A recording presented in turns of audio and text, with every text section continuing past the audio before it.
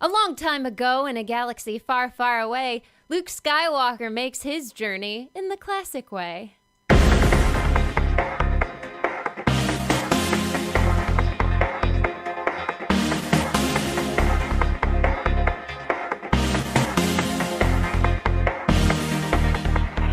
Hello, everyone, and welcome to episode number 10 of Talking Pictures Alliance, where today, I think, is going to be one of the most fanboyish episodes we've ever had here, because today we are tackling Star Wars: A New Hope, 1977's, pardon me, epic sci-fi opera that basically reinvented graphics in movies, storytelling in movies. It made the space opera viable. Wouldn't you agree?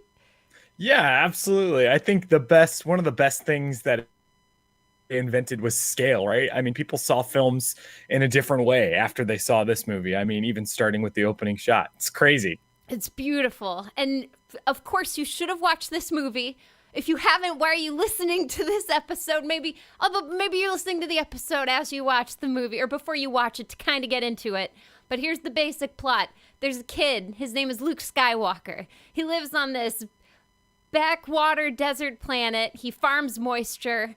And he wants to join a war that's going on in the greater galaxy, but his uncle won't let him, so he gets all huffy. But then, unbeknownst to him, his uncle purchases two droids that were caught up in this conflict. And these droids eventually lead him to other people that bring him full force into this conflict, where he learns he's got powers with something known as the Force. This old hermit Ben Kenobi, who lived in the desert, is actually an ex-Jedi master. He takes down a Death Star and otherwise becomes a greater hero in a greater conflict. And his wish comes true, I guess. Yep, he makes it in. He makes it into the battle. I mean, all the way to the end. He does. Man, as you read that and you say space opera at the beginning of this, I mean, honestly, the story is, I mean, if you take everything out of Star Wars and you just focus on the story, if you were to take that into any other, medium, it would be just really, really fantastic. And I love what you wrote here, Kristen, about the World War II, aspects of this, whether it's the dogfights that are happening in space or just that story. Like, as you're reading it, you can picture that same story happening to somebody that wants to go off to World War II. Their parents don't want them to go because they know it's a dangerous place. Maybe they run into somebody in their neighborhood that was a veteran of World War I. I mean, there's a lot going on here. It's deeper than what most people think about Star Wars. Right, it's that human connection. And it's a journey I think most kids go through, that there's something bigger to the world that we want to be part of. It's a very human thing. I don't know. When do we grow out of it? 25, would you say, is the safe age? We finally started to settle in what our place is. Yeah, I kind of like that I don't leave more, like all those types of things. Back then, I was like, I need to travel the world. It was funny. I was actually at a wedding this last week, and it was in Utah, so I had to travel a bit. And I was there, and I was talking to some older folks that were at the wedding, and I was telling them how I'm starting to lose my luster for traveling. And they're like, "Yep, that starts to happen," but then it comes back later in life, where you're like, "I need to get out and see these places." Oh, really? So it's kind of one of those, I need to be free of this, I gotta travel. Then you finally sit on those planes and you're like, you know what? I don't want to sit on planes ever again in my life. And then I guess when life, you see the setting sun, you're like, oh, it's time to go again. Well, it happens to Luke throughout the series, right? I mean, he gets to a point where he's like, you know what? And I know we're not talking about these other movies. We're just talking about A New Hope. But seriously, though, and throughout the whole entire films, the character arc gets to a point where he's like, if I just don't go anywhere, I can't mess anything up. Yeah, and that's a big part of his lesson in the second one, which we'll get to in time, because the second one's my favorite. I'm throwing it out there right now. One sets it up great, but number two is my favorite. But yeah, and see, it's interesting. It's a juxtaposition to this first one, because he doesn't mess anything up in this first one when he goes out on his adventure. In fact, he becomes the hero of the war. That's not quite done yet, but it deals a deadly blow. Yeah, I mean, it's great. I mean, and if we go back to what we talked about before, if you were thinking in 1977 how they would ever do a space war or a space battle or a Star Wars, if you will, um, this movie did it, and it blew people's minds. I mean, I talked to my parents, I talked to my grandparents the first time that they saw Star Wars, and if they saw it in theater, and I bet you if you talk to people, the first thing they talk about was the very first shot of the film when the Star Destroyer flies from overhead and it flies directly over the camera and it goes on and on and on. And that is something that they had never seen before Star Wars. That was something that, it set the tone and the scale of this movie instantly with the first shot. Yeah, and even today, it blows your mind. And I think we got to bring this up. What was your first time seeing the first Star Wars movie? We all remember our first time. Yeah, I was super young, probably way too young to understand it. But it was one of those things again. It's kind of like Indiana Jones. We talked about this before, where there was a VHS video rental store in my local grocery store. And Star Wars was one of the movies that I rented often. And then I do remember one year for Christmas, I got the 3 VHS box set, which I still have today, thank God, because that thing is... it's hard to find a Star Wars film without all the added crap, which I'm sure we'll talk about later. But I do remember getting that for Christmas and then watching all 3 on Christmas Day right afterward. Totally, dude. Mine was, they re-released the originals in theaters, and my dad was like, you got to see this movie.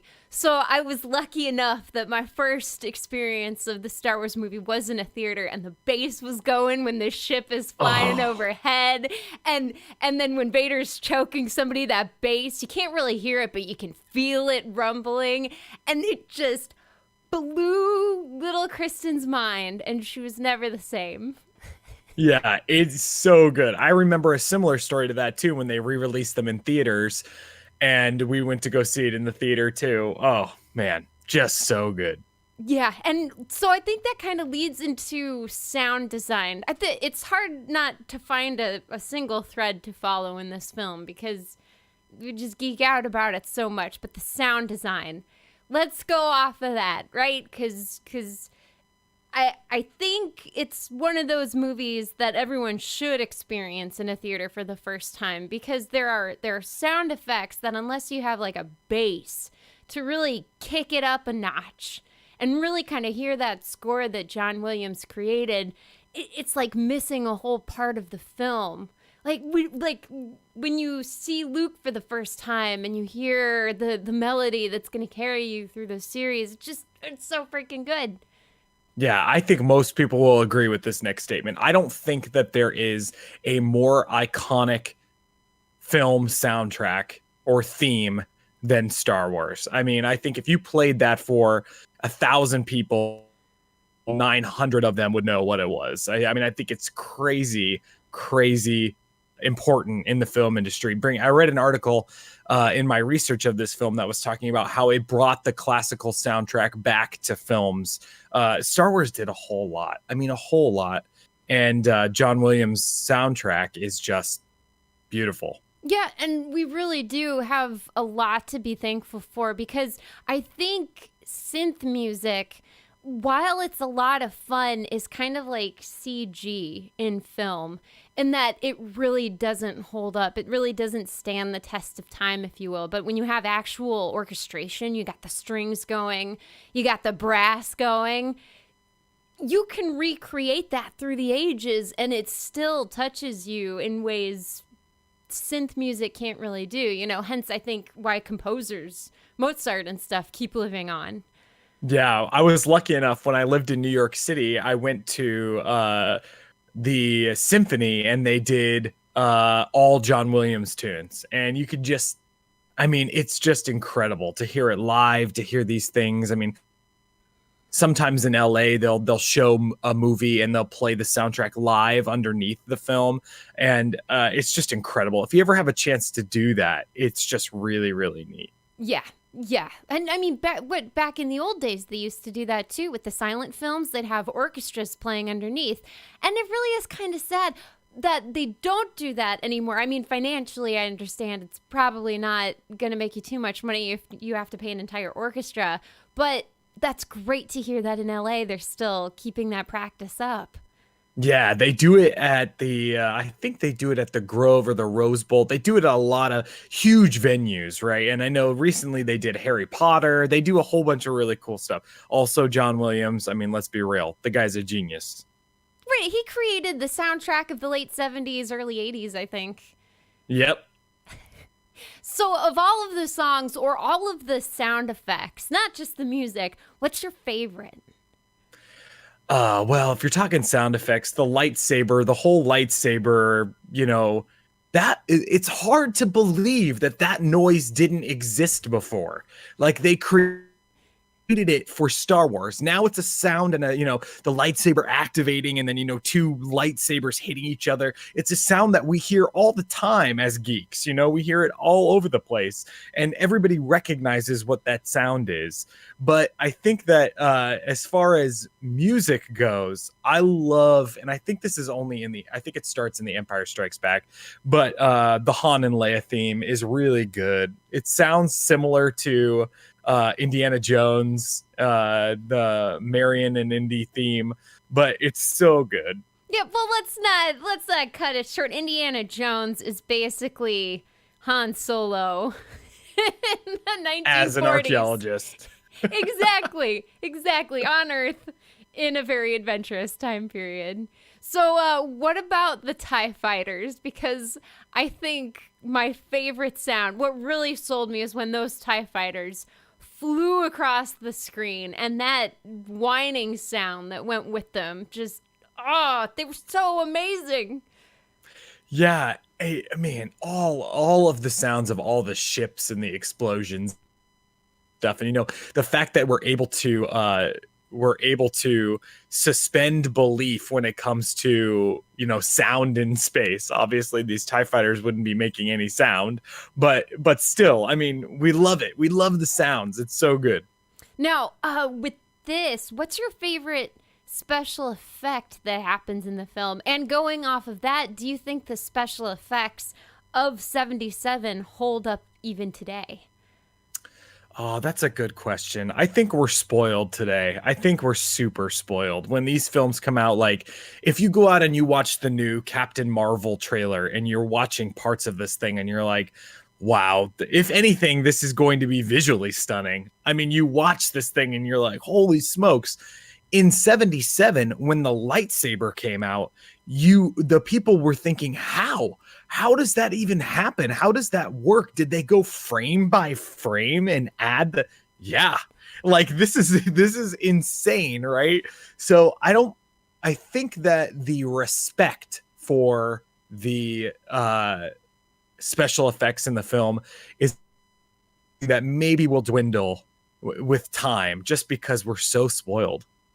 Oh, so you're saying it's kind of like a creep that's happening? We're seeing better and better created things. So to go back to 77 and see car parts haphazardly glued together, it won't really hold up.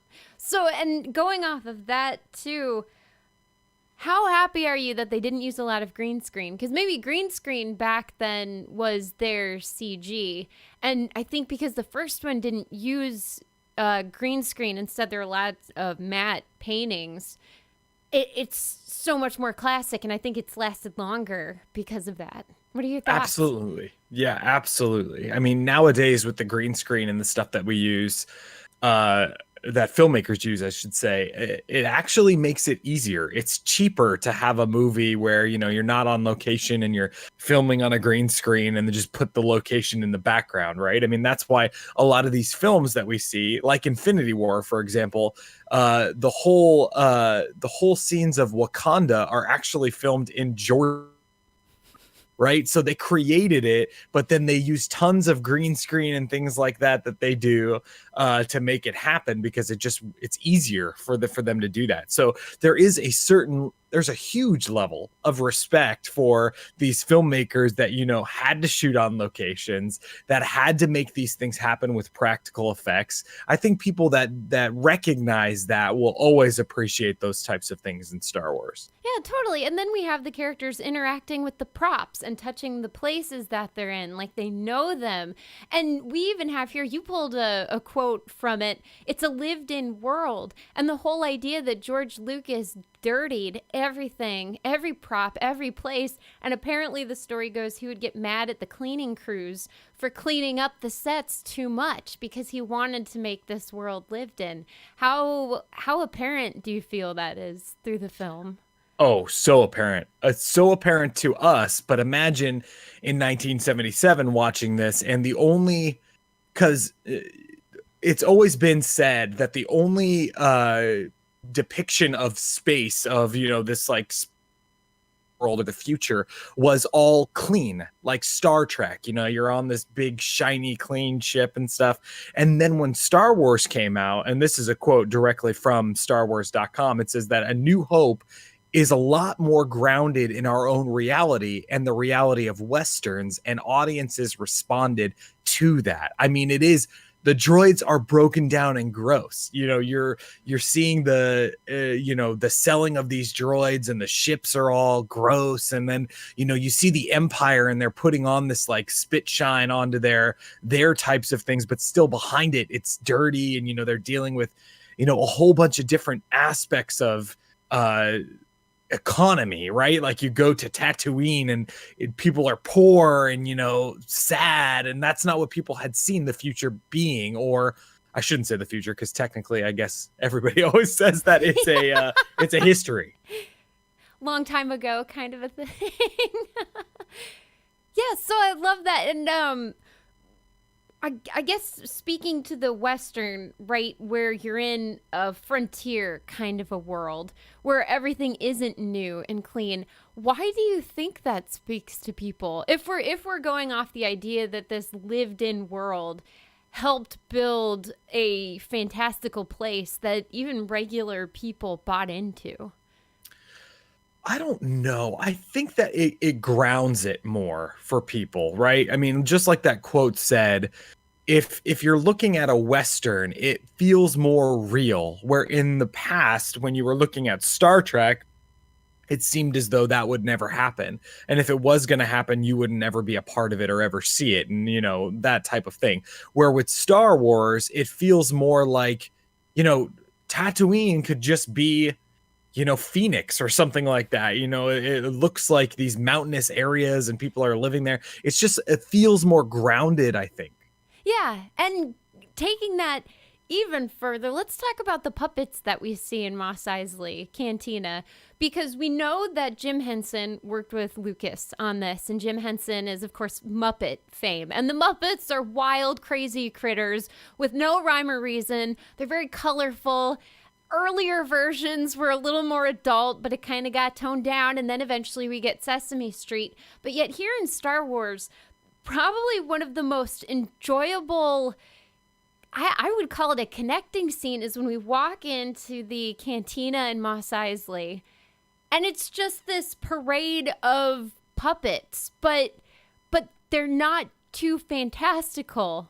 But at the same time, they're extremely fantastical. So how do you think they found that middle ground? Like, there's a devil, there are little weird things playing clarinets on the instruments. We don't know what those are, but they don't seem out of place. And none of it feels like too much of a stretch of the imagination. In fact, this is what we were waiting to see. Right, yeah, it doesn't fall into the trope of like Muppets in Space kind of thing where they all start breaking out into a musical number and a kick line on the bar. Yeah, I think that man, Jim Henson, I mean, the puppets in this film, the practical costumes and all that stuff are just really, really good. Really good. And I think that that's what people look for. It's funny when you hear people talking about The Force Awakens or the 7th Star Wars film, right? They loved the fact that people were actually in costumes. Isn't that telling all together about how we watch films nowadays. Whoa, those people are actually in costumes. I mean, we've fallen into this world where, you know, and it even shows in The Force Awakens, there are characters that are not in costume, that are CG'd and all of these types of things. But it shows that that art form was really created by, you know, the Jim Henson era. And it's just in Star Wars: A New Hope, it's just really, really great. Yeah. So, what are your thoughts then on the fact that people were operating these things versus them being animatronics and stuff like that? Because even the bantha I read, it was the cutest little fact. And if you didn't know this, hold on to your butts because this is great. The bantha is an elephant, little Asian elephant that was dressed up in rags. I mean, it gives it a soul, right? I mean, it gives it more of a, you know, more of a lifelike feel. It's acting as if it was actually real. I mean, there's a lot of that in Star Wars. The Cantina Band, you know, all of that type of stuff. Take Jabba the Hutt, for example, right? So I know that we don't see Jabba until later in the series, but when we do see him, he is a practical effect. He's a real life thing. And I know for a fact, because we see it, that if they were to do Jabba today, they wouldn't do it like that. They would make him a CG character. And we know how much we don't like that because we've seen it happen. So like it makes it just that much more real. So even if Jabba was an animatronic and not a CG, it wouldn't feel as real to the viewer, I don't think. Yeah, right. So maybe there's something in our brains that connects stronger with things that move the way we expect them to versus not. Right, because even if the bantha had been people, it still would have kind of seemed a little bit off. But because it's a living creature on Earth, it doesn't seem that weird. Yeah, it just grounds it even more, right? I mean, that's how a creature would move because I'm relating it to how I know creatures that look like that move in the real world. Yeah, exactly. That size, that shape, that's how it should work. Mm-hmm. Now, let's go back to the characters, since I would argue this is very much a character-driven story. The side characters drive it, the main characters drive it, the bad guys drive it. It's also wonderful. Let's start with Luke. And what's your opinion on Luke himself? Did you like him when you first saw this movie? I know the joke is he's whiny, but did you ever feel it was too much? When I was little, I didn't feel that at all. Like, I didn't feel it at all. I just loved it. I was never a huge fan of Luke. He wasn't my favorite character in the film. Han Solo was. But Luke didn't bother me when I was growing up. Now, when you go back and watch it, I think, like when I watched it last week, he does feel whiny to me. He does feel like he's like this whiny guy. But that's part of the journey, I think. It's part of the charm of it in a way where, you know, this whiny guy who's, you know, complaining to his uncle that he can't go out and, you know, hang out with his friends or whatever is then the one and that has to put all that whininess away and blow up the Death Star, right? Right. And that's such a great way to grow up. You have to take responsibility for your life at some point. And it never feels like it's forced when he does. It's something he always wanted to do. And here he's presented with the opportunity. He very well could die. Only 2 people make it back, and only 2 X-Wings make it back from the run on the Death Star. But he's willing to do it. And I think because of that, maybe that solidifies his character and makes it okay that he's a bit more whiny in the beginning. Yeah, I think so. And I think they do even him out a whole lot with Leia and Han alongside, and even Chewie, and, you know, this whole thing about being whiny and all this stuff kind of, it levels out a lot when, but there are still some cringe moments, right? I mean, like, I always cringe when they're in the trash compactor and he's screaming into the thing, you know, 3PO, 3PO. I'm like, that part always bothers me for some reason. But I think it's because they're all screaming. Like, even Leia, she's just screaming for no reason. They're in a trash compactor, and he comes out of the water, and she's just going at a full 10. And I'm like, he's there. He can hear you. He doesn't. No one knows what this monster is, but there we are. All right, and then you have this great question here. Who is the real hero of this story? What is this question here for? So I think it often gets surpassed. And I think a lot of people, without thinking about it too much, would probably say that Luke is the real hero of the story, right? Because he blows up the Death Star, all this stuff. I'm actually going to say, and I agreed with some of these articles that I read, I think that Leia is actually the real hero of the story. Taking it from the very beginning of the film, she's the one that's sending the plans. She's the one that gets captured. She's the one that's got all of the tactics moving forward. She's a princess that's in distress. Yeah, kinda, but she knows how to shoot a blaster and, ride on these grappling hooks and like all of this stuff that's happening during the film. She's not helpless at all, and that shows in her relationship with Han. I think that, if it wasn't for all of them, the story wouldn't happen the way that it does. But I really think that Leia shines for me as the hero of the film. Dude, that's a great point. She undergoes torture. They tell her they're going to blow up Alderaan, and she still lies about where the hidden base is. And they blow it up anyway. And I think one of my favorite throwaway lines that isn't really ever brought up much is when they finally get to the rebel base. And she says they can count the dead later. They've got a job to do. I'm like, whoa, that's pretty hardcore there. But she's right. They have a Death Star to destroy. If they make it out, then they can mourn for everybody. But right now, we've got to talk to our X-Wing pilots. I mean, yeah, keeping it real, right? Mm-hmm. All right. Now, Luke, we've talked about Leia a little bit. Han Solo. Let's talk about Han Solo. Where do we even begin with this enigma of a character? Yeah, really. I mean, okay, so we've talked about this on the show before as well. We're talking about performances and what we think are really good about performances, right? And in modern film, like films that are, in the movie theater right now, we rate a performance on how realistic it is. Right. So you go in there and you see Meryl Streep and you're like, oh, damn, I could definitely imagine her being my aunt and this whole thing happening and so on and so forth. Right. She's so good. So then when you go back and you watch Star Wars, A New Hope, and you watch Harrison Ford's portrayal of Han Solo, it's not real. Right. I mean, it's a character that he's playing and he's playing it really well. But people critique it and they say, oh, well, Harrison Ford's not good in A New Hope.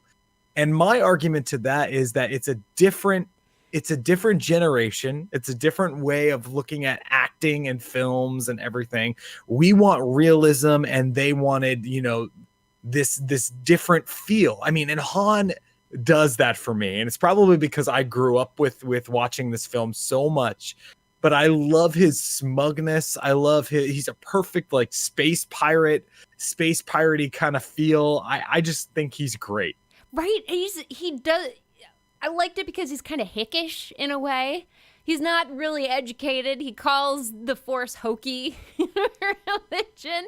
He loves a good blaster at his side. He refers to Luke as boy, kid. He's got all these nicknames that like a father figure, but more like best friend uncle would call you. Yeah, I think he's really where we get grounded in the Western feel, right? I mean, he carries a blaster on his side. He's got a sidekick. He roams the land looking for stuff to steal and smuggle in and get places. And if you take the Star Wars or the space part out of this, he would be just a great character in like a traditional Western, right? Oh, you need something done? You need to go talk to Han Solo. He'll get it smuggled in for you. He'll get this thing done. And I love that. I think it's so good. Dude, perfect, right? He'll do it if the price is right. And then you find out later he's got a heart of gold. He'll do it anyway, but he won't take any thanks for that because he doesn't want to be seen as good. He's a bad guy. He's a bad guy. Yeah, so that brings us to the age-old question, which I'm sure we're gonna flip-flop back and forth on talking about the addition of additional scenes or the changing of original scenes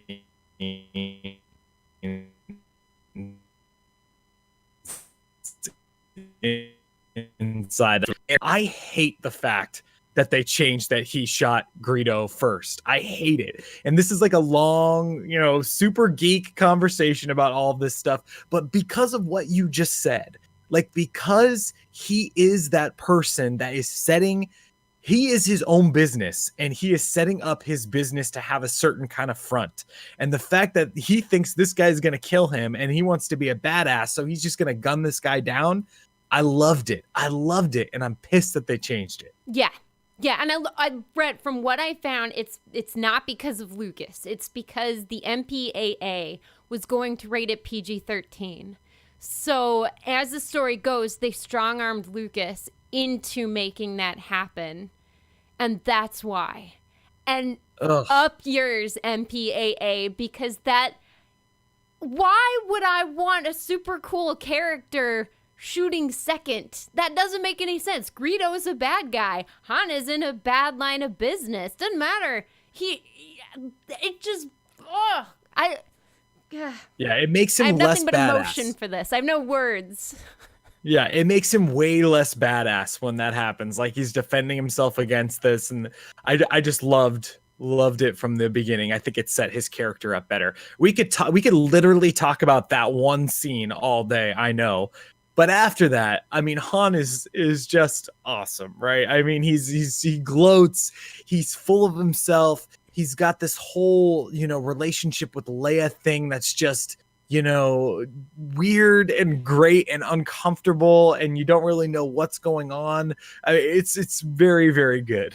Right, and then he plays it he's so smarmy. I think it's probably one of the best words to describe this.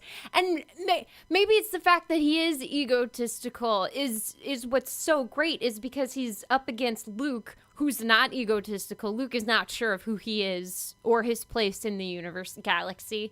Leia knows who she is and what she wants, but she's got a lot of responsibility, so she can't be blinded to her own ego.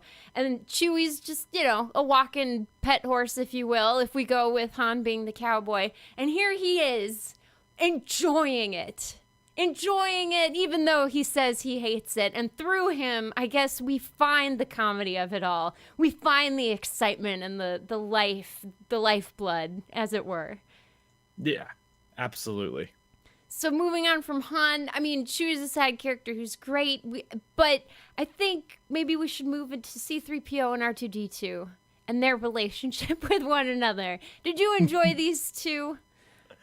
Always, right? I mean, it's a great relationship. I love how R2 is really the decision maker. You don't ever hear him ever speak, obviously. And C-3PO is always concerned about what's happening and just, trying to follow the fold and just, follow his programming, so to speak. And R2 is kind of the opposite.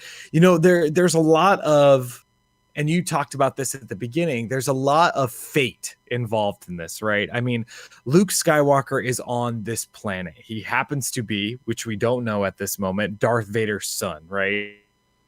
And it's just so happens that the Force brings these droids to Tatooine, and Obi-Wan is there and all of this stuff. So the droids really are what starts this whole thing going, and they're great personalities. I mean, I've got all the lines memorized, and I still think they're funny. They're great, and they didn't do it too much, right? How do you think they found that line? Because once again, this is a fantastical story. We're supposed to believe it takes place in a galaxy far, far away, a long, long time ago. And we do, 100%. So they found that line to walk. And with the droids, too, how do you think they made it so that those two weren't too much? Because I think it's easy to believe that C-3PO could become grating, if he weren't kind of corralled. Yeah, I think they do a good job at that. I mean, back to the film's pace, right? So the action sequences and all of the things that happen in action sequences of the film move very fast, very, very fast, especially for 1977. I mean, I keep drawing a conclusion, Infinity War, because that film is like a roller coaster theme park ride of craziness, right? But back then, the fact that they visited all these different places in the film and all these things were happening so fast. Now, in relation to what we're talking about now, the pace in some of these other scenes takes it a lot slower, and it's a break, right? So there's like an entire scene where C3PO and R2D2 are traveling in the dunes of Tatooine. They're just kind of riding off into the sunset, talking to each other, right? And I think because of the balance of fast versus slow, that we can deal with those conversations more, because it is that comedic break, whether it's Han Solo, C3PO, R2D2, something's happening where we can take a break from the action, especially if we're in 1977, right? Whew, I'm going to take a breath from what's going on. Okay, now we're back into what's going. I think we can put up with it a little more because of that. Yeah, totally. And a side note, that's a great point, right? The action's fast, but the action's also clear, which was something I noticed on this watch through, is with a lot of the new Star Wars, and even the prequels did this, there's so much going on in the background. It is so hard to follow what's happening on screen. But the fights with the TIE fighters in space and everything, they were as clear as day. I knew exactly what was going on and who was in trouble and where everyone was positioned. Did you feel that at all? I do. I think that's good. I hadn't thought about it till you just said it, but then we obviously lose that aspect when we move to the prequel Star Wars films. And, you know, they do a better job in the newer Star Wars films, but it's just too much stuff going on at the same time. And you can't follow it as easy as you could in this film. Yeah. Okay. So C-3PO and them, and now Darth Vader. Of course, we have to talk about Darth Vader. What's your favorite part? What do you love about Darth Vader? Would you ever not be Darth Vader? You know, I only recently found out, probably in the last 10 years, that Darth Vader is not like the leader of the Empire, even below Palpatine, right? Because we know that Palpatine is the leader of the Empire, right? But Darth Vader is like Kylo respect. He's just like a knight, like one of the big baddies of the Empire. He goes into these council meetings, and what he says doesn't necessarily happen because he's not the end all be all in this first film, right? And you see that when people are arguing and they're not super afraid of him, and he's got to murder people in front of them to make them afraid, right? So I'm best villain in a film ever. I mean, I think he's so good. The voice is great. The towering, you know, character that we see, the way that he interacts, you know, even from the very beginning when he boards the ship and he's, you know, merciless in, you know, getting the information that he needs. And the first time we see the choke, you know, it's just so good, scary. I mean, it's a great character. Right. And maybe one of the best parts is the slow buildup we have of his powers.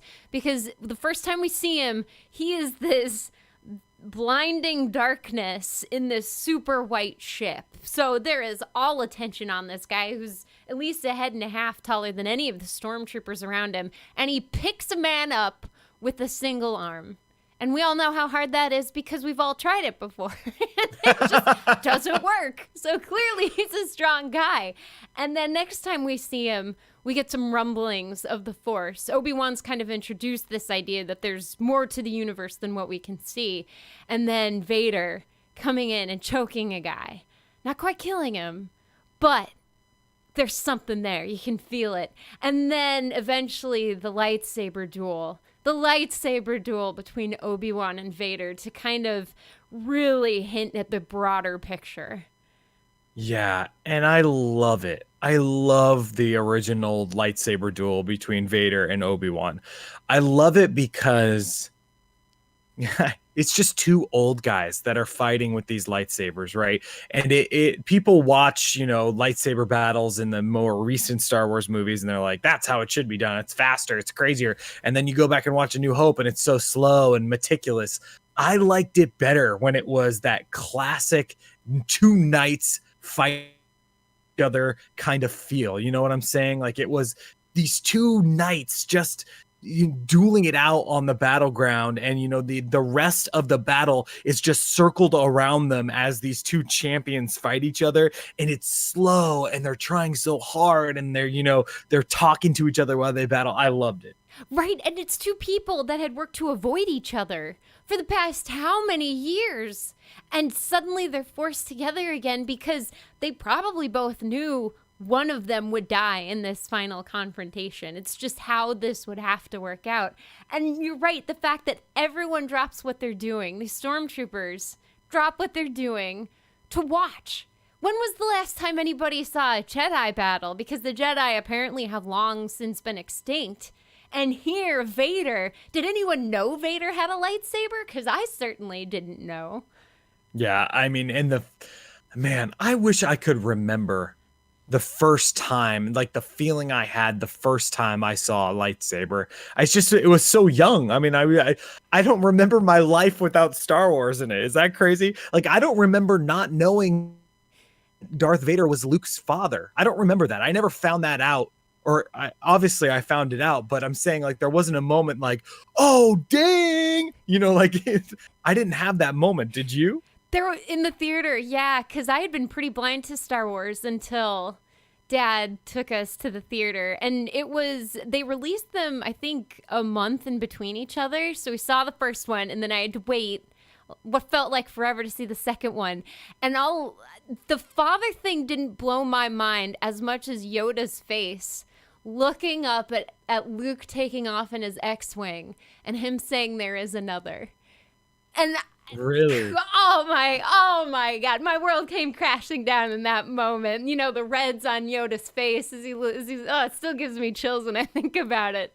I mean, it's so good, right? It's really good storytelling, and there's a lot of people responsible for making that happen. George Lucas, it was, conceived by George Lucas, and then a million of these super talented people came in and made Star Wars happen in a world where the technology couldn't. Like, they had to create new cameras for this film. They had to create, like, from scratch, different ways of shooting different types of scenes in film. And it's just nuts to think about. Yeah, totally. And then we really, this is why I was talking earlier about the graphics in 77 holding up, because technically they're not graphics. They're models that people built. And even that opening shot is still just impressive because the detail they put into these models as well really just sells everything as to be believable, and you could touch it. You could touch that if you wanted to. Yeah, it's really, really great. What are your thoughts on Darth Vader, Kristen? Sorry, I derailed us there. What? No, that was fantastic. What's that to derail there?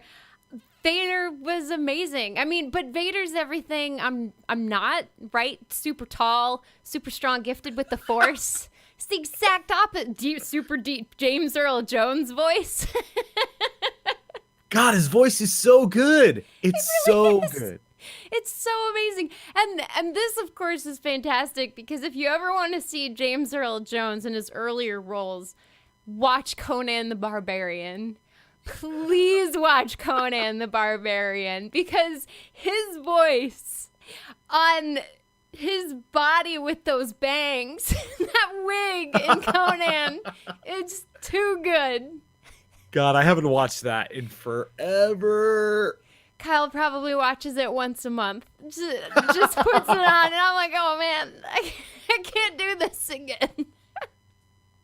Oh man, let's talk about the Force for a second, because I think that is something that we should definitely talk about. So, I mean, it's rooted in this spiritual feel of, everything in the world, or everything in the universe, they're saying here, is linked to this invisible force that if you learn to accept and control it, whether that's through anger or whether that's through, the desire to do good or whatever, that it can aid you in this. I mean, it is a classic fantasy, it's so well done. And I love the fact that in the original trilogy, it's not like a show-stopping thing. It's just like the icing on the cake, right? And like talking about the Force in A New Hope, when Luke is trying to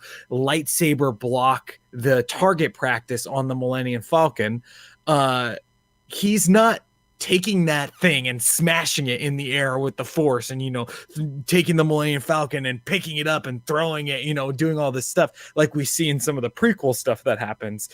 But it's just like this tiny little thing. Like it feels really, and I'm going to talk about this later when we talk about other films, but it feels very samurai to me. It feels very like if you're connected to the world around you and you feel the things that are happening around you, it makes you a better warrior. Yeah, I think that's fair, right? Learning how to feel what your enemy is going to do versus seeing it. And this really plays into the end, right? When Luke's running on the Death Star, and before they go in, he talks about shooting womp rats that weren't bigger than 2 meters. So he's had practice doing something like this. So is it so hard to believe that when he was on Tatooine shooting these womp rats without the aid of technology, he was able to shoot the womp rats, he would then be able to do it on the Death Star run without the aid of technology? And maybe the Force is simply trusting the skills that you've obtained over the years. And maybe in this universe, of course, you can take it to a more supernatural level, but it's never unbelievable. Yeah. I mean, that's amazing. That's an amazing thought, right? Like he was using the Force and didn't even know it. And then when he tries to use it, he messes it up because he's trying too hard. That's just, I mean, I love that thought of the whole warrior kind of surrendering to your own talent, just trusting yourself, trusting the people around you, and the feelings. I think it's cool. Yeah Now, do you think nowadays, if it was called the Force nowadays, it's the first time anyone's ever heard it, anyone would pan it for being called the Force? Nice job, Lucas, not being imaginative. A force that binds us and you call it the Force? Absolutely. People are mean. Yeah. I mean, it's sad to me. I mean, honestly, I think it's super sad. Like even something like that it doesn't bother me. I hadn't even thought of that until you just brought it up. It never even bothered me, but I do think that if this came out today, people would crap all over it. And especially with, these people on Twitter and Facebook and social media and all of this stuff, they just like to be naysayers and things like that. But to be honest, I wouldn't care. I'd still like it. So I guess there's something out there for everybody. Right. You can't let the box office tickets, don't lie. People enjoyed it. I think it was the first film to ever reach $300 million in sales tickets, not adjusted for inflation. I think it was just the first one. And also, Gone with the Wind was last time, and it's, as of the writing of this factoid in 2016, I believe, it sold the second most tickets of any other film, second only to Gone with the Wind. It's crazy, right? And it's because of that, the scale. I'm telling you, everybody I talked to that saw it in theaters in 77 said, I told everybody to go see that and your jaw will hit the floor in the first scene. And it's the scale, which we can't relate to right now. I mean, just to keep using our comparison with Marvel films, Thanos' ship shows up and we're like, oh, cool, that's Thanos' ship. In 77, if that happened, people would crap themselves. Right? Take my money and all these. I got to see it 5 more times. That was amazing. And how funny that really the selling point of A New Hope is that first opening shot after the scroll. That was it. That's amazing. You have a great film on your hands in general when the opening shot hooks people, just grabs them in and doesn't let go. Yeah, and then the relationships between these characters are great. The villain is great. The enemy, the Empire, is great. It pulls in and relates to, real life stuff that's happening. We're living in this space world that's more like a Wild West with the Outer Rim and these planets that people go to smuggle things and trade stuff, and you're trying to escape from the depths of the Empire that's trying to control everything. I mean, it's got a lot of really great stuff. Yeah, and even then, as a final note, before we get to your challenge, Jeff, the Empire, they're not made of bad people. They're doing what they need to get information, but they're not angry. They're not screaming. They're generals. They're proper. They're acting in line with where they are. And I think that kind of restraint, it makes it so that there's much more of a focus on Vader, I think. Because how evil can Vader go if everyone else is simply just a person around him? Yeah, I think... Yeah, it's just it's a great character arc for Vader, and being able to see him and Obi-Wan battle in the end is really, really neat. And at this point, if you've watched the movie, that's all you've got. That's the only backstory you've got, is just, the hour and 20 minutes that happened before that, and you still watch it thinking, this is a big deal. Yeah, totally. All right, well, we're moving on into the next phase because, Jeff, you had a wonderful idea last time, and that was recast Gone with the Wind, and we tried to the best of our abilities, but we had 2 weeks to think of this. And the request this time wasn't recast everybody, it was simply recast Luke Skywalker. Who did you come up with? So I went online, and I looked at what people were thinking, like who thinks who, what, because I'm with, we had a tweet come in from one of our listeners, Steve, who said that it should be an unknown actor. So it should be somebody that is unknown, kind of like what they're doing with the new Star Wars films. They're casting these unknown people, and like they did with Luke Skywalker in the original film, right? They an unknown person. But if you're talking about for looks only, and you're looking for a doppelganger of Mark Hamill, I have found some people that have put pictures of Sebastian Stan, who's Bucky Barnes from the Marvel films, the Winter Soldier, next to pictures of Mark Hamill when he was in Star Wars, and it looks like the same person. I'm totally on board with this. Now, my question to you, though, is do you dye his hair blonde? Or do you leave it dark? Yikes. What if they remade A New Hope? That actually opens a really good question. No. Kristen. Great. Okay, but Moving on. This is just a mind journey. It's okay. I agree. I don't think they should remake it. But if they would, Bucky Barnes, Sebastian Stan, he'd look exactly like Mark Hamill. But I'm with Steve on this one. I'm thinking that it's got to be somebody you don't know. It's got to be somebody... I mean, if you're a casting director and you're looking at this, the feel that you want to have, I mean, Vader, Han, Leia, Tarkin, anybody else can be people that people know, because these are figures that you might have seen someday.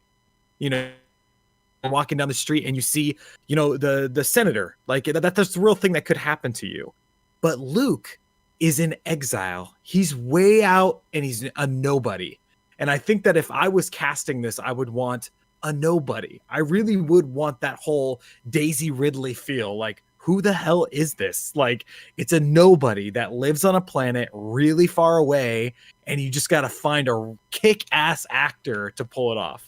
Dude, that's amazing. I'd never thought of it that way before, but I love that, right? And then him becoming a hero is an even bigger deal, because who is this nobody who was picked out for this, and now he's a hero because he pulled it off. Yeah. Yeah, and the films are doing that a lot nowadays. I think it's such a cool thing. Like, wait, who's in that movie? Oh, so-and-so? I don't even know who that is. And then you go see it and your mind is blown, right? So, I'm with you on that one. I think unknown actor. What were you thinking? Tom Holland. I think the new Spider-Man, he's young enough and he's got that quirkiness that I think, that innocence. I don't know how long that's going to last in Hollywood, but he's still got that innocence that I think the character of Luke needs. Doesn't know the greater world quite yet, but has the potential to do really well in it once he gets there. Absolutely. And Tom Holland is another example of how they've done really well with the casting of Spider-Man, right? He wasn't a nobody before Spider-Man, right? He's like a triple threat, right? He can sing, he can dance, he can act. He's been in a few films, he's been on Broadway, these crazy things, right?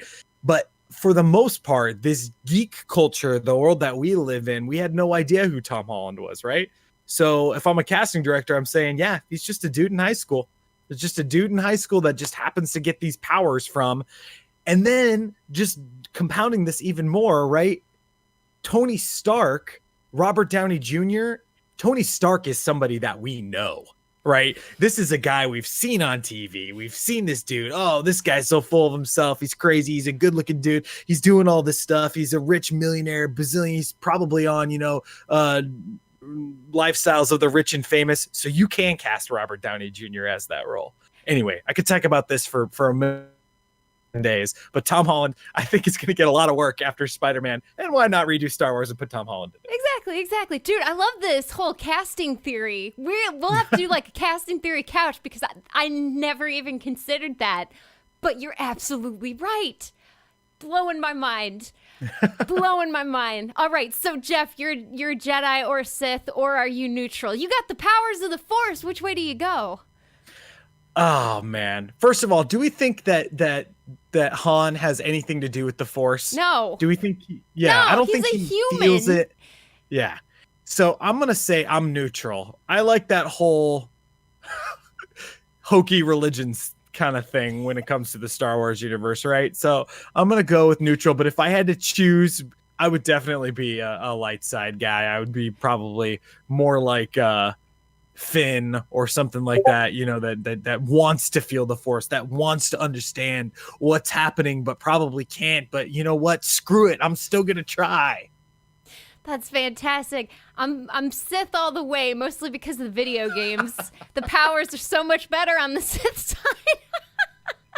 and the only reason is because of KOTOR. Knights of the Old Republic, that old BioWare game, really just sold it for me to go Sith, and I've never not gone Sith. That game was so good. Yeah. Whoa.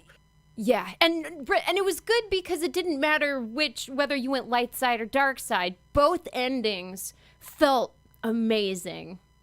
Yep. And there you go. It had a good balance. All right. Which one of the main group, and we're talking Luke, Leia, Han, Chewie, 3PO, R2-D2, which one do you want to be, but which one are you actually most like? Well, I want to be Han because I think everybody wants to be Han. But I think I'm probably most like, I don't know, probably R2, right? Like I think I'm a lot like that. Like I've got some friends that are kind of just always worried about what's going on. I'm like, whatever, guys, just follow me. I'm going to do the deal. We're going to get this thing done. I know what's best. You're freaking out, but I'm still doing it. Okay, we saved the day. I would say probably R2. Dude, I had the same answers going in, except R2 because he's got a filthy little mouth on him, and he's really short. He gets stuff done, but he's got a filthy little mouth on him, and everyone kind of just looks over him because he's a little droid. But yeah, Han Solo. Who wouldn't want to be Han Solo? I mean, yeah, and I would shoot first. Thank you. As long as it's that Han, not this new Han that we've been given. All right, if you like this movie, check out Star Trek. I really urge you to check out the original Star Trek and see the juxtaposition of the two types of space stories that can happen, because it really is interesting to find out why so many people are into Trek and so many people are into Star Wars, and how challenging it can be to kind of mix the two. Maybe because we enjoy taking sides, but it's something. Indiana Jones, of course, Han Solo in the 1940s. And Firefly, if you haven't seen that series, and the movie Serenity, and then, of course, Galaxy Quest. Yeah, Firefly is a really good suggestion. I think that, the battle between Star Wars and Star Trek is never ending, obviously, and will never be, never end. But it's different. You know, it's just very different, where there are more instances, and again, this is my opinion, there are more instances in Star Wars where they say, oh, there's the enemy ship over there. What do you want to do? When then the guy says, I want to blow it up. And then you go blow it up, right? Where Star Trek, it kind of feels more to me, there's the enemy ship over there. What do you want to do? Well, let's try to talk to them. Let's try to negotiate. Let's try to research and figure out what's going on in this crazy universe that we're living in. I mean, it's good for its own different kind of way. So that's a really great suggestion. Going off of what I talked about earlier, I think there's a film called Seven Samurai. It's an older film, and there's this really cool website that you can go to called Ranker, which will actually take a film like Star Wars A New Hope, and people suggest other films that you might like if you're watching this Star Wars A New Hope. And people can rate on what films they think fall into the category of this movie, right? Kind of like what we're doing here, but huge broad scale. Well, this was one of the movies on that site, and it said Seven Samurai may seem like a strange choice as a comp for Star Wars, but it's actually quite apt, as this movie tells a story of sword-wielding warriors protecting the innocent from evil through duty and honor. It's a masterpiece that still inspires such stories. So, I mean, this is really, really cool. I've seen it before. I want to watch it again after reading this and thinking about Star Wars, so check it out. Yeah, and it's one of those, it's kind of like Gone with the Wind in that it's a 4-hour. Yeah, because I haven't seen it yet, but I really do want to. And I think George Lucas took a lot of inspiration from Seven Samurai, right?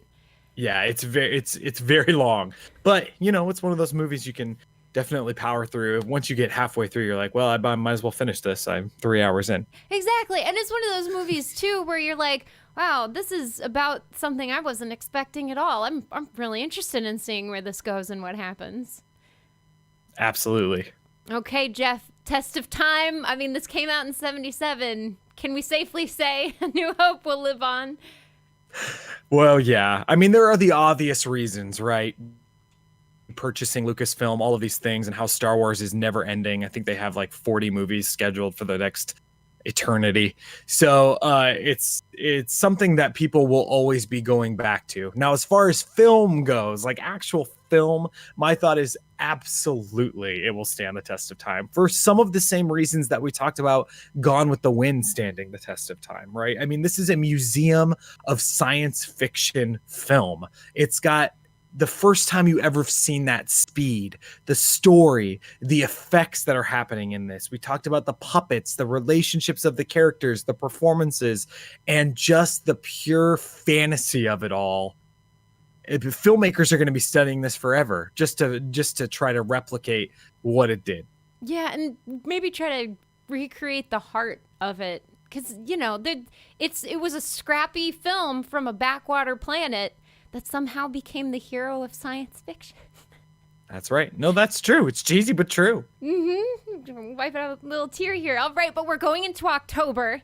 So our next two films are going to be horror related. And this coming film is by a director I personally love in the horror genre. Jeff, what film are we watching? We're watching The Conjuring. You can find it on Netflix. This might be one that you might not have seen before. And I can actually say that the story is super strong in The Conjuring. I like watching horror films because I can turn my brain off and not have to worry about it and just watch this horror movie. But The Conjuring makes you think, right? I mean, it's actually very interesting. So check it out. You can find it on Netflix. Make sure you watch it before our next episode of this show so that we can hear your thoughts about what scared the crap out of you in The Conjuring. Yeah, I love horror films with lore. It's usually makes for a great thing. So if you'd like to share your thoughts, send them over to @TPAcast over on Twitter, or you can email talkingpicturesalliance@gmail.com. Jeff, where can people find you? You can find me on Twitter @Mr. Jeff Reynolds, all one word, tweeting about stuff and reading other people's tweets. Liking, it's Twitter. Retweeting.